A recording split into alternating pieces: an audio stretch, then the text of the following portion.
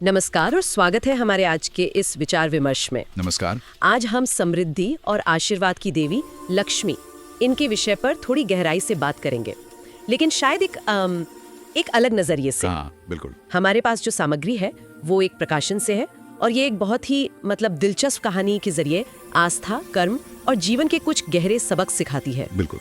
अक्सर जब हम लक्ष्मी जी की बात करते हैं तो सीधा ख्याल आता है पैसों का, धन दौलत का। हाँ, वही। लेकिन ये सामग्री हमें उस सोच से थोड़ा आगे ले जाती है। हाँ, और देखिए यही आज हमारा मकसद भी है, लक्ष्मी के आशीर्वाद का वो गहरा मतलब समझना जो सिर्फ भौतिक चीजों से कहीं ज्यादा है। हम देखेंगे कि कैसे आस्था, मेहनत यानी कर्म और वो पवित्रता, संतोष, ये सब चीजें कैसे जुड़ी हुई हैं। तो चलिए कहानी से ही शुरू करते हैं। विष्णुदास और सावित्री बहुत धार्मिक लोग थे। दिन रात पूजा पाठ, मेहनत भी करते थे, पर गरीबी बहुत थी। हाँ। और उनके मन में ये सवाल था, शायद हमें से कई लोगों के मन में आता होगा, कि भाई इतने साल भक्ति की, पूजा की, फिर भी लक्ष्मी माता की कृपा क्यों नहीं हो रही? क्या सिर्फ पूजा काफी नहीं है? ये सवाल बहुत स्वाभाविक है, बहुत मानवीय है। एक तरफ आपकी इतनी आस्था है, भगवान पर भरोसा है, और दूसरी तरफ जिंदगी की मुश्किलें हैं। जैसे कहानी में बताया, घर की छत टपक रही है, खाने को पूरा नहीं है। सही बात है। विष्णुदास की पत्नी सावित्री, उनकी चिंताएं भी उतनी ही असली थी। बिल्कुल। विष्णुदास के मन में ये जो चल रहा था कि क्या मेरी पूजा में कमी है, या फिर कुछ और भी करना पड़ता है। क्या कर्म सही दिशा में कोशिश करना वो भी उतना ही जरूरी है जितनी प्रार्थना? और यही कहानी में एक बहुत अहम मोड़ आता है। विष्णुदास को एक सपना आता है। अच्छा। हाँ, देवी लक्ष्मी खुद प्रकट होती हैं, पर शायद वैसे नहीं जैसे विष्णुदास सोच रहे थे। वो उनसे पूछती हैं, वत्स विष्णुदास, तुमने इतने साल मेरी पूजा की, पर क्या कभी तुमने मेरे असली रूप को समझने की कोशिश की? अरे, ये तो बड़ा सीधा सवाल पूछ लिया देवी ने, जैसे कह रही हूं कि मेरी मूर्ति तो पूजो, पर मुझे जाना नहीं। बिल्कुल वही बात है। वो आगे साफ कहती हैं, मैं सिर्फ सोने के सिक्के या हीरे मोती का ढेर नहीं हूँ। मेरा असली रूप है शुद्धता, परिश्रम और संतोष। वाह, ये बात तो सीधी चुनौती है उस आम सोच को कि लक्ष्मी सिर्फ पैसा। हाँ बिल्कुल। वो जैसे कह रही हैं कि धन मेरे स्वभाव का एक नतीजा हो सकता है, पर मेरा मूल स्वभाव नहीं है। मेरा स्वभाव तो इन गुणों में है। ये तो पूरी सोच बदलने वाली बात है। तो क्या देवी सिर्फ दर्शन देकर चली गई या कोई रास्ता भी बताया उन्होंने? नहीं, रास्ता बताया। देवी लक्ष्मी ने विष्णुदास को 3 बहुत जरूरी और कह सकते हैं व्यावहारिक नियम बताए। पहला, कर्म में आलस मत करो। यानी सिर्फ सोचने से या प्रार्थना से बात नहीं बनेगी। मेहनत करनी होगी, लगन से, सही दिशा में। कर्मठता सबसे पहले। और दूसरा नियम? दूसरा नियम था, दान करो पर दिखावे के लिए नहीं। अपनी कमाई का कुछ हिस्सा बिना किसी स्वार्थ के जरूरतमंदों की मदद में लगाओ, लेकिन ढिंडोरा मत पीटो। अच्छा, निस्वार्थ सेवा। जी। और तीसरा? तीसरा मुझे लगता है वो पवित्रता से जुड़ा होगा, जैसा देवी ने अपने स्वरूप के बारे में कहा था। बिल्कुल सही अंदाजा लगाया। तीसरा नियम था, अपने घर और अपने मन दोनों को साफ रखो। अच्छा। यानी बाहर की सफाई तो ठीक है, पर अंदर की सफाई, विचारों की, इरादों की, वो भी उतनी ही जरूरी है। तो ये 3 नियम सिर्फ पूजा पाठ के कर्मकांड नहीं है, ये तो जीने का एक तरीका बता रहे हैं कि भक्ति को अपने रोज के कामों में, अपने आचरण में कैसे उतारें। तो ये सपना विष्णुदास के लिए एक तरह का, क्या कहते हैं, वेकअप कॉल था। क्या इसका असर हुआ उन पर? उन्होंने मानी है बातें? कहानी बताती है कि असर फौरन हुआ और बहुत गहरा हुआ। विष्णुदास ने सपने को सपना समझकर भुलाया नहीं। वो जागे और उन्होंने देवी की बातें गांठ बांध ली। आलस छोड़ा, काम में जुट गए। क्या किया उन्होंने सबसे पहले? सबसे पहले गांव का एक पुराना मंदिर था जिसकी कोई देखभाल नहीं करता था, वहां जाकर सफाई की। फिर अपने घर की थोड़ी सी कमाई से भी कुछ बचाकर भूखों को खाना खिलाना शुरू किया, बिल्कुल चुपचाप, बिना किसी को बताए। और उनकी पत्नी सावित्री, क्या वो भी इस बदलाव में साथ थी? हाँ, सावित्री ने भी पति का पूरा साथ दिया। घर को पहले से ज्यादा साफ सुथरा रखने लगी, रोज तुलसी के पास दिया जलाने लगी। इससे घर में एक, आप कह सकते हैं, शांत और सकारात्मक माहौल बनने लगा। और यहाँ ध्यान देने वाली बात यह है कि उनका फोकस बदल गया। अब वो ये नहीं सोच रहे थे कि कैसे भी बस आशीर्वाद मिल जाए, बल्कि ये सोच रहे थे कि मुझे नेक काम करने हैं, अपना फर्ज निभाना है। ये एक बड़ा बदलाव था सोच में। तो क्या उनके नेक काम करते ही घर में पैसा बरसने लगा? नहीं, तुरंत नहीं। और यही कहानी की एक और खास बात है। एकदम से कोई चमत्कार नहीं हुआ, कोई धन की वर्षा नहीं हुई। अच्छा। लेकिन जो बदलाव आया वो शायद पैसे से भी ज्यादा कीमती था। उनके घर में एक अजीब सी शांति और संतोष आ गया। जहां पहले चिंता और कमी का माहौल था, वहां अब एक सुकून था। उन्हें कम में भी ज्यादा लगने लगा। ये दिलचस्प है। तो बाहरी समृद्धि से पहले अंदर की समृद्धि आई। बिल्कुल। और ये सिर्फ उन्होंने ही महसूस नहीं किया, गांव के लोगों ने भी देखा। हाँ, क्या कहते थे लोग? वो आपस में कहते थे, देखो विष्णुदास का घर पहले कैसा था और अब कैसा लगता है, जैसे साक्षात लक्ष्मी जी आ गई हों। पर वो ये भी कहते थे, वो अब पैसे से अमीर नहीं, अपनी सेवा और सच्चाई से अमीर हैं। वाह। ये हमें सिखाता है कि असली अमीरी के कई पहलू होते हैं। मन की शांति, संतोष, समाज में इज्जत, अच्छे काम करने का सुख। पैसा उसका एक हिस्सा हो सकता है, पर सब कुछ नहीं। कहानियां एक और मोड़ लेती है।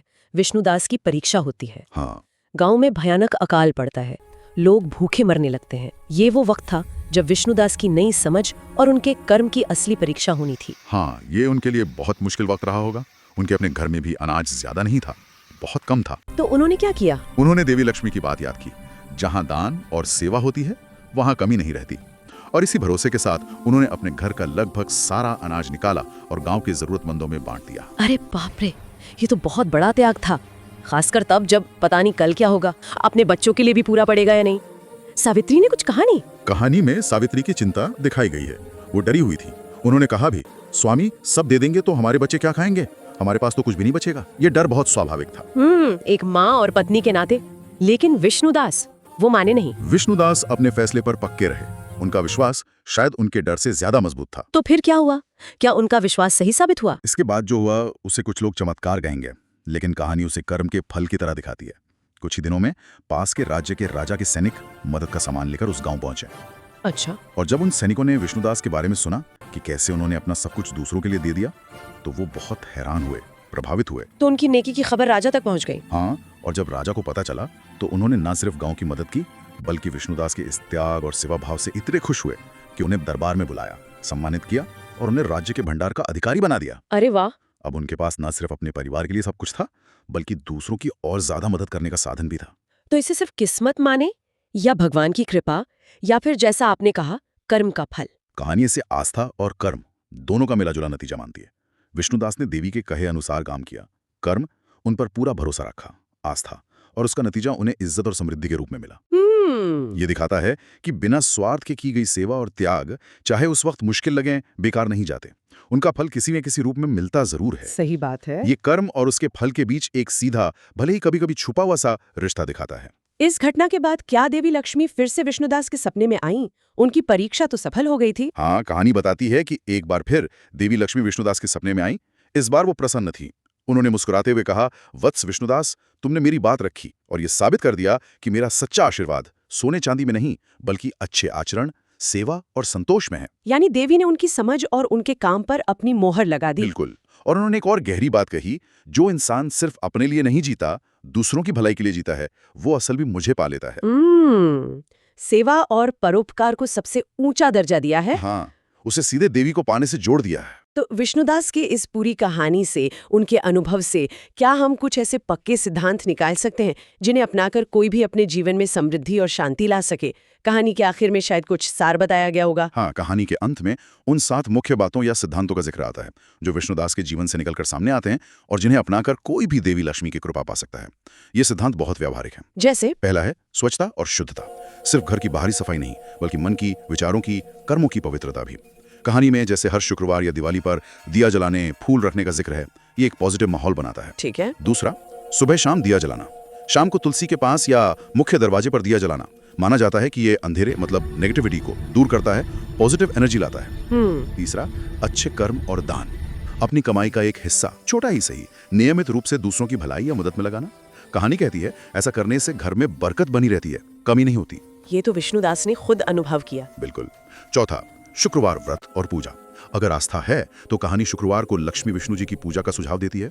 कमल का फूल, दूध की मिठाई, शंख ध्वनि, ये सब आस्था से जुड़ी चीजें हैं। ठीक। पांचवा, कर्मनिष्ठा और ईमानदारी। अपने काम में आलस नहीं करना, पूरी लगन से मेहनत करना और अपने व्यवहार में, लेन देन में पूरी ईमानदारी रखना। कहानी साफ कहती है लक्ष्मी जी छल कपट, बेईमानी से दूर रहती हैं। उन्हें सच्चाई और मेहनत पसंद है। हाँ, ये तो बहुत जरूरी है। छठा, कृतज्ञता और संतोष। जो भी हमारे पास है उसके लिए ईश्वर का या कुदरत का शुक्रिया अदा करना और उसी में खुश रहना, संतोष रखना। कहानी के हिसाब से असंतोष और हमेशा और ज्यादा की चाहत ही गरीबी की जड़ है। संतोष बहुत जरूरी है। हाँ, संतोष रखने से धीरे धीरे और समृद्धि आती है। और सातवां, परिवार में प्यार और एकता। जिस घर में झगड़े होते हैं, कड़वी बातें होती हैं, एक दूसरे से जलन होती है, वहां लक्ष्मी जी कभी नहीं दिखती। सही बात है। जहां आपस में प्यार, सहयोग, इज्जत और एकता होती है, देवी वहीं खुशी खुशी वास करती हैं। ये सातों बातें तो जीवन जीने के बहुत ही सुंदर और प्रैक्टिकल तरीके हैं। सफाई, मेहनत, दान, ईमानदारी, शुक्रगुजारी, संतोष और परिवार में प्यार। ये तो किसी भी इंसान की जिंदगी को बेहतर बना सकते हैं, चाहे उनकी धार्मिक मान्यता कुछ भी हो। बिल्कुल। कहानी का सार यह है कि असली आशीर्वाद या असली समृद्धि सिर्फ बाहर की दौलत में नहीं है, बल्कि इन अंदरूनी गुणों और नेक कामों में है। ये समृद्धि की एक ज्यादा संतुलित, ज्यादा पूरी तस्वीर देती है। हाँ। जैसा कहानी के अंत में कहा गया है, जब हमारा मन और हमारा घर दोनों अंदर और बाहर से रोशन होते हैं, तब लक्ष्मी खुद वहां रहने आती है। ये अंदर के उजाले और बाहर की समृद्धि के बीच एक गहरा रिश्ता दिखाता है। तो हमने देखा कि लक्ष्मी शब्द का एक मतलब लक्षण भी होता है, यानी वो अच्छे गुण या निशानियां जो इंसान को तरक्की और कामयाबी की तरफ ले जाते हैं। विष्णुदास की कहानी यही दिखाती है कि समृद्धि का रास्ता सिर्फ किस्मत के भरोसे बैठने या सिर्फ पूजा पाठ से नहीं मिलता, बल्कि ये धर्म यानी कर्तव्य, धैर्य, मेहनत, दया और अच्छे आचरण के रास्ते पर चलकर मिलता है। ये एक तरफ से चरित्र और कर्म की यात्रा है। कहानी का संदेश बहुत साफ है। जो इंसान दूसरों की मदद करने की भावना रखता है, अपना काम पूरी ईमानदारी और लगन से करता है, अपने तन और मन दोनों को साफ रखता है और जो मिला है उसके लिए शुक्रगुजार रहता है, उसके जीवन में सिर्फ पैसा ही नहीं आता, बल्कि साथ में सुख, शांति, संतोष और समाज में इज्जत भी आती है। ये एक पूरे और संतुलित जीवन का नक्शा है। कहानी के अंत में देवी लक्ष्मी का एक आशीर्वचन भी है जो शायद इन सभी बातों का निचोड़ है। हाँ, वो वचन है जो मनुष्य रोज अपने घर में ज्ञान और पवित्रता का दिया जलाता है, हमेशा सच बोलता है, दूसरों का भला सोचता है और करता है, और अगर आस्था हो तो हर शुक्रवार मुझे श्रद्धा से कमल का फूल चढ़ाता है। उसके घर में मैं हमेशा खुशी और समृद्धि के साथ वास करती हूँ। ये रोजमर्रा की जिंदगी में अपनाने वाली सरल पर गहरी आदतों पर जोर देता है। ये पूरी चर्चा बहुत ही ज्ञान बढ़ाने वाली रही। इसने लक्ष्मी और समृद्धि के बारे में हमारी समझ को यकीनन और गहरा किया है। यहाँ एक बात और सोचने वाली है जिस पर शायद सुनने वाले भी विचार कर सकते हैं। जी, ये कहानी अंदरूनी गुणों को, जैसे हमने बात की सफाई, मेहनत, दान, संतोष, ईमानदारी, शुक्रगुजारी, परिवार में एकता, इनको बाहरी समृद्धि और भलाई से सीधे सीधे जोड़ती है। अब किसी की अपनी धार्मिक मान्यताएं कुछ भी हों, हाँ, ये सोचना दिलचस्प है कि क्या वाकई में इन यूनिवर्सल मानवीय गुणों को अपनी जिंदगी में उतारने से इंसान की जिंदगी की क्वालिटी, उसके मन की शांति, उसके रिश्तों की मिठास और उसकी पूरी खुशहाली पर कोई ठोस पॉजिटिव असर पड़ता है? ये एक अच्छा सवाल है। ये सवाल सिर्फ पैसा कमाने के बारे में नहीं है, बल्कि एक सार्थक, संतुष्ट और तालमेल भरी जिंदगी जीने के बारे में है। शायद इन गुणों का असर हमारी जिंदगी के हर पहलू पर पड़ता है, हमारी सोच से भी ज्यादा गहरा।